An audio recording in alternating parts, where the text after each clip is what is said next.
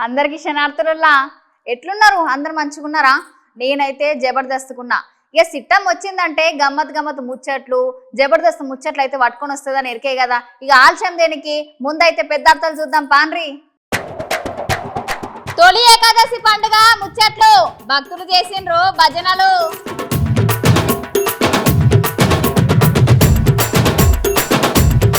Delivery boy పైన దాడి చేసిన పిట్బుల్.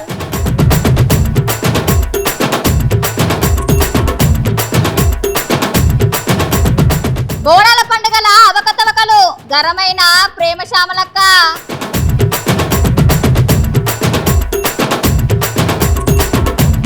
క్రిషాంక్ అన్న ఫైర్, నరసింహారెడ్డి మీద చర్యలు తీసుకోవాలి.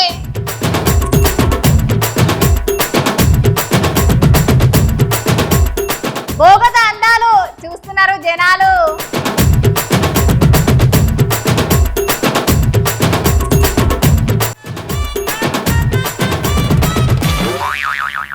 ఇవాళ తొలి ఏకాదశి అంటే భక్తులందరికీ ఇది ఒక మంచి పర్వదినం అని చెప్పాలుల్లా.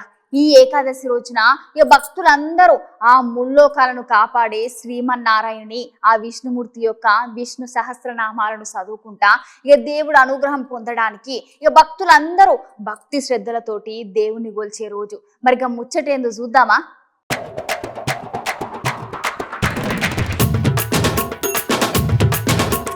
ఇవాళ తొలి ఏకాదశి కదా.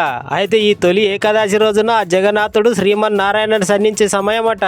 అంటే ఆ నారాయణుడు పడుకునే సమయం అని అర్థం అన్నట్టుల్లా. ఈ రోజు నుంచి మనం పండుకునే రాత్రి పెరుగుతుందంట. అంటే రాత్రి సమయము కొంచెం ఎక్కువసేపు ఉంటదని దాని అర్థం అని చెప్తున్నారు. ఈ తొలి ఏకాదశి రోజున శ్రీరామనారాయణకి భక్తులందరూ ఎంతో భక్తి శ్రద్ధలతోటి ఆ భగవంతుని పూజించుకుంటా భక్తి పరవశంలో మునిగిపోతారంట భక్తులందరూ. గట్లనే భక్తులందరూ ఆ భగవంతుని పాటలతోటి లీనమై మైమర్చిపోయి భజన కార్యక్రమాలు కూడా మొదలు పెడుతున్నారు.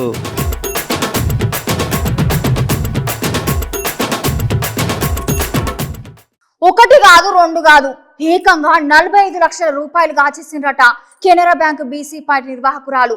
వామ్మో వామ్మో, ఏంది మోసం, ఏంది కథ?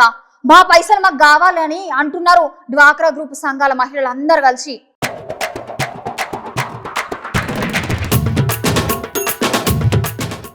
అమ్మ దొంగతనం అంటే దొంగతనమే పోర్రి. మనుషులందరికీ మసక కొట్టి డ్వాక్రా గ్రూప్ మహిళలు అందరు తెచ్చిన పొదుపు పైసలను సొమ్ము తీసుకొని బ్యాంకుకు కట్టినని చెప్పుకుంటా ఏకంగా 45 లక్షలు కొట్టేసింది కెనరా బ్యాంక్ బీసీ పాయింట్ నిర్వాహకురాలు. అసలు ముచ్చట్లకు పోతే నిజామాబాద్ జిల్లా డ్వాక్రా సంఘాల రుణాల పైసలను కెనరా బ్యాంక్ లో పనిచేసే బీసీ పాయింట్ నిర్వాహకురాలు ఎగ్గొట్టిందంట. అయితే పూతంగల్ మండల్ కల్లూరు గ్రామంలో దాదాపు 40 డ్వాక్రా సంఘాలు ఉన్నాయంట. అయితే ఈ డ్వాక్రా సంఘాల మహిళలందరూ కలిసి వాళ్ళు జమ చేసుకున్న రుణం పైసలను బీసీ పాయింట్ నిర్వాహకురాలు సంధ్యకిచ్చేటోళ్ళు. కాకపోతే ఈ సంధ్య వాటిని కెనరా బ్యాంక్ లో కట్టకుండా ఆమె సొంత అవసరాల కోసం వాడుకున్నదంట. ఒకసారి మహిళలందరూ కలిసి వాళ్ళ అకౌంట్ లో ఎన్ని పైసలు ఉన్నాయని బ్యాంక్ స్టేట్మెంట్ తీస్తే అందులో పైసలు లేవు, పాలు లేవంట. మా పైసలని ఏమైనావని ఆ సంధ్యాన్ని నిలదీస్తే ఆ పైసలు నా సొంత అవసరాలకి నేనే వాడుకున్నా అని నిజం ఒప్పుకున్నదంట. ఎట్లనైనా ఈ ముచ్చట మీద అధికారులందరూ స్పందించి మా పైసలు మాకు ఇప్పియాలని డ్వాక్రా గ్రూప్ మహిళలందరూ కోరుతున్నారు. అయినాక బ్యాంకుల పైసలు ఏమనిస్తే నువ్వు నీ సొంత ప్రయోజనాలకు ఎట్లా వాడుకుంటావు? ఇదేమైనా పద్ధతేనా? కట్టి ఇప్పుడు ఎట్లా కడతావో 45 లక్షల రూపాయలు అని మహిళలందరూ అడుగుతున్నారు.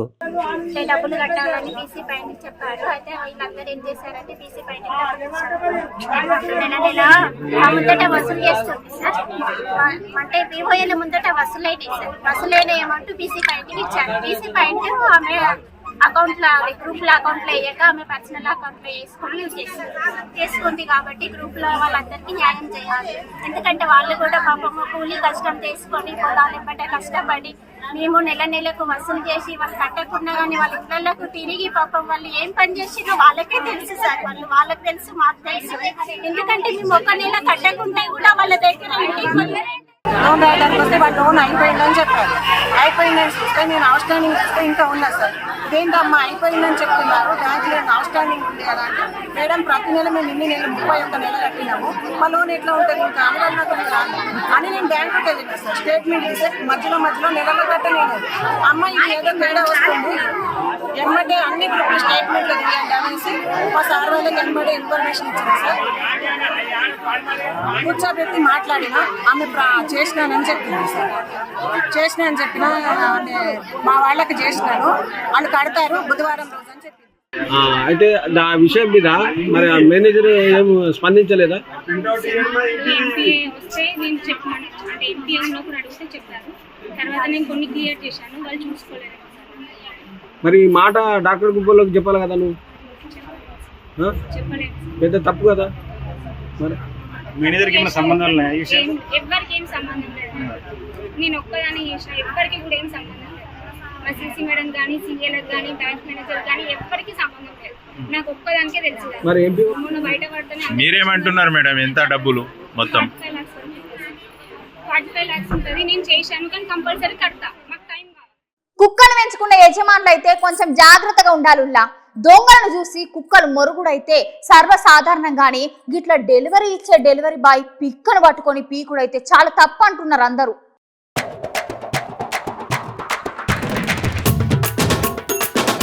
పాపముల ఈ ముచ్చట చెప్తుంటేనైతే నాకైతే పానం తరుక్కుపోతున్నదిలా. ఎందుకంటే ఇంట్లో పెంచుకున్న పెంపుడు కుక్కలు చాలా కోపంగా తయారై ఇట్లా చేస్తున్నాయి. ఈ ముచ్చట ఎక్కడ జరిగిందంటే ఛత్తీస్గఢ్ లో జరిగింది. రాయపూర్ పట్టణంలో అనుపమ నగర్ లో ఫుడ్ ఆర్డర్ చేసుకుంటే ఒక డెలివరీ బాయ్ ఫుడ్ ఇవ్వడానికి వాళ్ళ ఇంటికి వస్తే ఫుడ్ డెలివరీ బాయ్ పైన రక్తం వచ్చేటట్టు వాళ్ళు పెంచుకున్న డబ్లూల్ జాతికి చెందిన కుక్క దాడి చేసి రక్తం వచ్చేటట్లు ఆ డెలివరీ బాయ్ ని కొరికింది. అయినా కుక్కలు పెంచుకున్న వాళ్ళు జాగ్రత్త, ఎందుకంటే అవి ఏ టైంలో ఎట్లా ప్రవర్తిస్తావో ఎవరికి తెలియదు. వాటి టైంకి అన్నం పెట్టకపోయినా కూడా సేమ్ గట్లనే ప్రవర్తిస్తాయి. కొంచెం జాగ్రత్త నుల్ల వాటితోటి.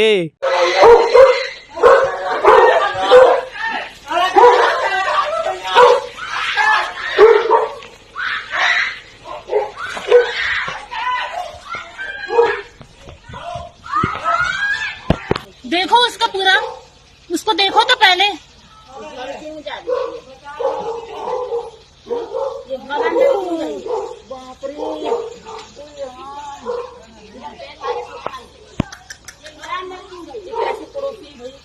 वही तो बोल रही हूँ, ऐसा क्यों करते हैं? जब कुत्ता ही नहीं तुम ऐसे खुले में क्यों छोड़ते हो? మీ అందరికీ నేను తెలంగాణ నయగార జలపాతం గురించి చెప్పాలనుల్లా.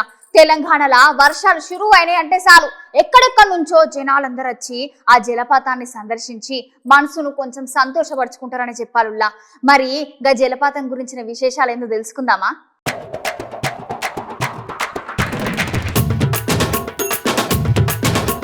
వర్షాకాలం సురువు అయిందంటే చాలు తెలంగాణలో చూడదగిన ప్రదేశాలలో ఒక్కటైన జలపాతము బోగాత జలపాతముల్లా. ఈ జలపాతం అయితే ములుగు జిల్లా వాజేడు మండలంలో బోగాత దగ్గర ఉన్నది. ఈ జలపాతం తెలంగాణలో వర్షాలు సురువు అయినామంటే చాలు నీళ్ళని పర్వాలు దొక్కుకుంటా కొండ కోనలను దాటుకుంటా ఆ బోగాత జలపాతంలోకి సుమారు 50 అడుగుల ఎత్తు నుంచి కిందకు దుంకుతున్నాయి ఆ నీళ్లు. ఆ ప్రదేశాన్ని చూసేందుకు ఆ నీళ్లు ఆడుకునేందుకు జనాలందరూ ఎక్కడెక్కడి నుంచో వస్తారు ఈ జలపాతం దగ్గరికి. అక్కడ ఉండే పచ్చటి అడవుల మధ్యలో ఉన్న ఈ జలపాతం పర్యాటకులను అయితే మస్తుగా ఆకర్షిస్తున్నదిలా.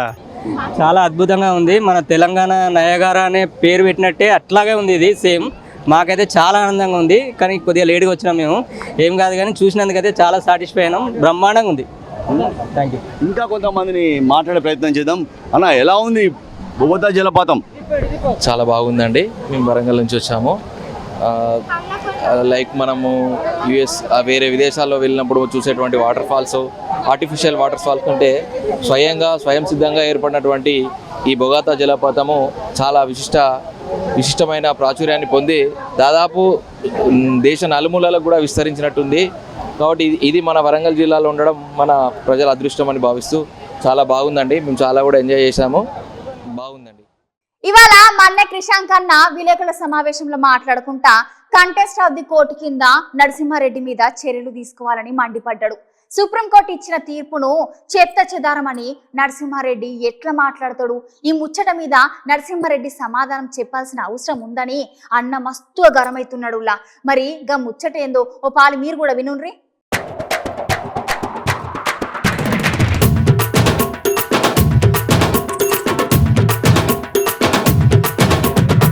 ఒక రాజకీయ ప్రేరేపిత విచారణలో భాగంగా నరసింహారెడ్డి గారి వ్యవహార శైలి చెత్తాచెదారమని దేన్నన్నారు? నిన్న సుప్రీంకోర్టు ఇచ్చిన తీర్పా? చీఫ్ జస్టిస్ ఆఫ్ ఇండియా మిమ్మల్ని ఎంక్వైరీ కమిషన్ చైర్మన్గా తప్పించాలి అని చెప్తే ఇది చెత్తాచెదారమని ఎట్లా అంటారు? దేన్ని చెత్తాచెదారమన్నారు? ఈ కేసు చెత్తాచెదారమా? ఈ ఎంక్వైరీ కమిషన్ చెత్తాచెదారమా? సుప్రీంకోర్టు తీర్పు చెత్తాచెదారమా? లేదు కేసీఆర్ గారి గురించి మీరు మీడియాలో మాట్లాడింది చెత్తా చెదారమా? నరసింహారెడ్డి గారు సమాధానం చెప్పాల్సిన అవసరం ఉన్నది. ఎందుకంటే నిన్న విచారణ జరిగింది సుప్రీంకోర్టులో. It is a matter of sub judice. Supreme court chief justice ముందు విచారణ జరిగినప్పుడు, వాదోపవాదాలు జరిగినప్పుడు, ఒక్కసారి సుప్రీంకోర్టు ఒక నిర్ణయం తీసుకున్న తర్వాత కోర్టుల అలుసత్వం గురించి ఎట్లా మాట్లాడతారు మీరు? కంటెంప్ట్ ఆఫ్ కోర్ట్ కాదా నరసింహారెడ్డి గారు? మీరు ఇంత సీనియర్ రిటైర్డ్ జడ్జి కదా, మీరు కోర్టుల అలసత్వం అని మీరు మాట్లాడొచ్చునా? రాష్ట్రంలో ఏ పౌరులు మాట్లాడినా, మేము మాట్లాడినా, కోర్టుల గురించి ఎవరన్నా మాట్లాడితే మీరు ఎట్లా మాట్లాడతారు కోర్టుల మీద అని కంటెంప్ట్ అవుతుంది, కోర్టు కేసులు అవుతాయి. కేవలం మిమ్మల్ని మీరు మీడియాలో అత్యుత్సాహంగా మీరు మాట్లాడిన దాన్ని లేవనెత్తినందుకు మాట్లాడితే చెత్తాచెదారం, కోర్టుల అలసత్వం. ఎందుకు మీ మీద కాన్స్టిట్యూషన్ ఆఫ్ ఇండియా 142 ప్రకారంగా మీ మీద ఎందుకు విచారణ జరగొద్దు? ఈ లోకంలో ఎన్నో చిత్ర విచిత్రాలు, వింత వింత సంఘటనలు మస్తుగా జరుగుతున్నాయి. నేను చెప్పబోయే ముచ్చటైతే ఈ దునియాలో మీరు ఎక్కడ కనివిని ఎరగని రీతిలా ఎప్పుడు చూడని ముచ్చట తీసుకొని అయితే వచ్చిన మీకోసం. అసలుగా ముచ్చట ఏంటంటే నేను ఇప్పుడు చెప్పుడు కాదు, కానీ మీరే చూడండి, అన్ని మీకే అర్థమవుతాయి.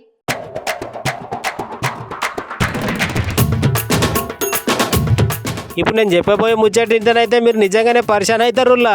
ఎందుకంటే ప్రపంచంలో ఎక్కడ కనివిని ఎరగని రీతిలో జరగాలి ఈ ముచ్చట. మరి వాళ్ళు తాగిన మత్తులో చేసిర్రా, కావాలనే చేసిర్రా మనకైతే తెలియదు, కానీ నిజంగా జరిగిందని దాన్ని పెంచుకుంటున్న యాజమని చెప్తున్నాడు. అసలు ముచ్చట చెప్పకుండా ఊకే కుసురుకుంటా మాట్లాడుతున్నాడు ఏంది అని అనుకుంటున్నారు రానుల్లా. వస్తున్న అసలు ముచ్చట్లకు ఇక ఇన్నుర్రి. ముచ్చట ఏంటంటే పశ్చిమ గోదావరి జిల్లాలో ఒక విచిత్ర సంఘటన చోటు చేసుకున్నదుల్లా. గా ముచ్చట ఏంటంటే వీరవసరం మండలం తోకలపూడికి చెందిన సీతారామయ్య అనే వ్యక్తికి ఒక బర్రె ఉన్నది. గా బర్రెనైతే మస్తు మంచిగా అల్లారి ముద్దుగా పెంచుకున్నాడు. రోజు పాలిచ్చి వాళ్ళ కుటుంబాన్ని ఆదుకునేదంట ఈ బర్రె.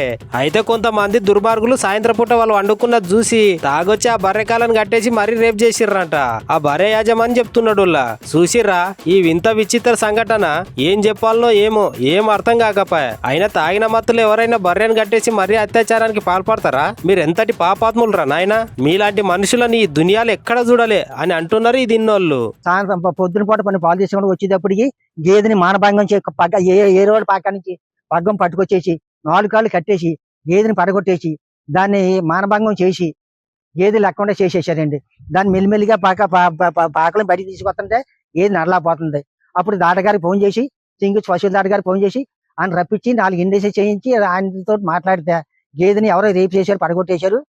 వేరే ఎత్తులు మీకు తెల్లలేదని నాకు తెలియదు, నాకేమీ తెలియదండి. ఆ ఎత్తులు మాట చూద్దామని మీరు వదిలించేయమన్నాను. తాటగారు చెప్పానండి, ఎలా నిర్దామని తాటగారు పిలిచామండి. ఆయన ఇలాగ 4 కాళ్ళు కట్టేసి ఇలాగంటే దాన్ని పడగొట్టి మానభంగం చేశారు, గోల్డ్ గడ్డికి ఇచ్చిన ఆనాలోనే చెప్పి తాటగారు నిర్ధారణ చేశారు. తెలంగాణలో బోనాల పండుగ అనేది మస్తు అంగరంగ వైభవంగా చేసే పండుగ అని చెప్పుకోవాలి కదా. మరి కాకపోతే ఇప్పుడు ఈ బోనాల పండుగల చాలా అవకతవకలు జరుగుతున్నాయని బీఆర్ఎస్ ఎమ్మెల్యే పద్మారావు గారి కూతురు హేమశ్యామల అంటున్నదుల్లా. మరి గా అవకతవకలు ఏందో, గా లొల్లిలు ఏందో ఒకసారి మనం కూడా చూద్దామా?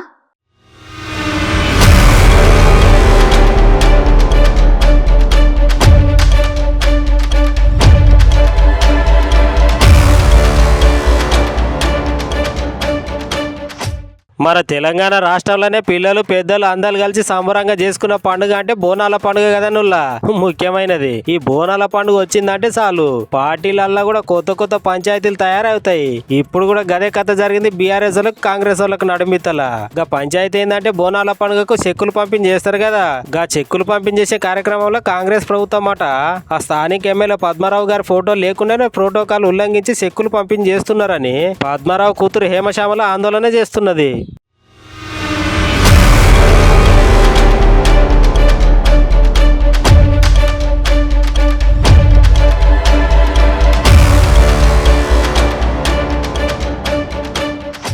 రోజు రోజుకి గ్రామ సింహాల దాడులు ఎక్కువైపోతున్నాయి.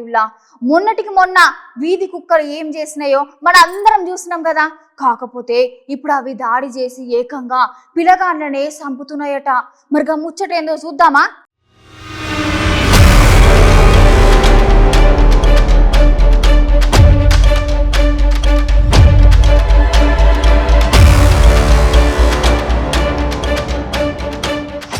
మన తెలంగాణ రాష్ట్రంలో ఎక్కడ చూసినా గ్రామ సింహాలు అయితే మస్తుల మీద పడి దాడి చేస్తున్నాయి.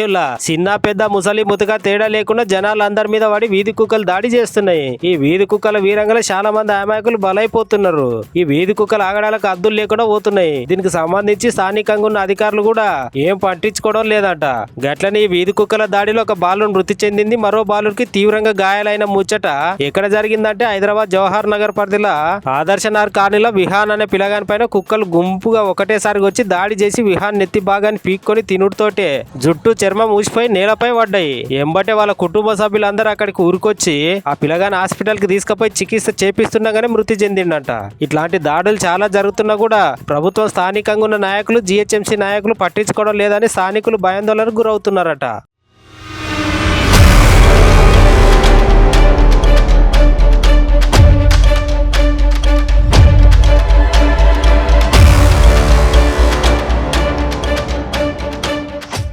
నల్గొండ జిల్లా మిర్యాలగూడ రైల్వే స్టేషన్ లో ప్రయాణించే ప్రయాణికులు అందరికీ రైలు కష్టాలు షురువైనాయని చెప్పాలి.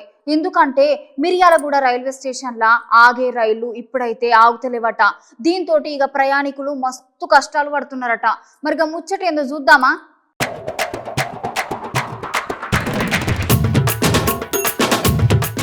రైళ్లలో ప్రయాణించే ప్రయాణికులు అయితే మస్తు తిప్పలు పడుతున్నారనే చెప్పాలి. ఎందుకంటే మునుపటి లెక్క ఇప్పుడు రైలు బండ్లు అవుతలేవంట.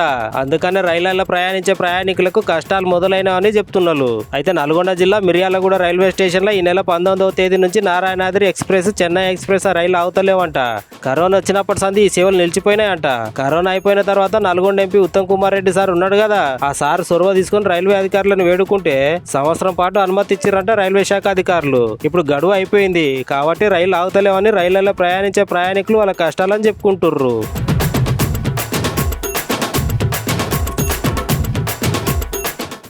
ఇగో గివ్వులయ్యాటి ముచ్చట్లు. మళ్ళా సిట్టమ్మ కొత్త కొత్త ముచ్చట్లతోని మళ్ళా కలుస్తుంది. అంతవరకు ఉంటా మళ్ళా.